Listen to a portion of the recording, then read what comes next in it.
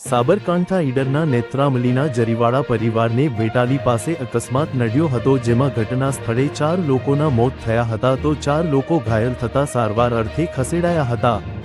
મુંબઈથી પોતાના વતન નેત્રામલી ખાતે પરિવાર આવ્યો હતો અને હિંમતનગરથી નેત્રામલી તરફ જઈ રહ્યો હતો ત્યારે કાર અને ટ્રક વચ્ચે મોડી રાત્રે અકસ્માત સર્જાયો હતો। બેટાલી પાસે થયેલા ગોઝારા અકસ્માતમાં એક જ પરિવારના 4 સભ્યોના કમકમાટી ભર્યા મોત નીપજ્યા હતા। અકસ્માતમાં એક બાળકી અને 3 એમ કુલ 4ના મોત થયા તો 2 બાળકી, એક મહિલા અને એક પુરુષ ઘાયલ થતા સારવાર અર્થે ખસેડાયા હતા।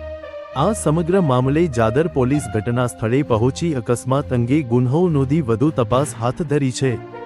આમ તો હાઈવે નવીનીકરણને વન વે લઈ કરાયો હતો અને છેલ્લા કેટલા સમયથી હાઈવેનું કામ ગોકળ ગતિએ ચાલતા સ્થાનિકો સહિત વાહન ચાલકોમાં રોષ જોવા મળ્યો છે તો ડાયવર્ઝન પણ સોર્ટ આપવામાં આવ્યા છે। અલ્તાફ લોહાર, પ્રકોપ ન્યૂઝ, હિંમતનગર।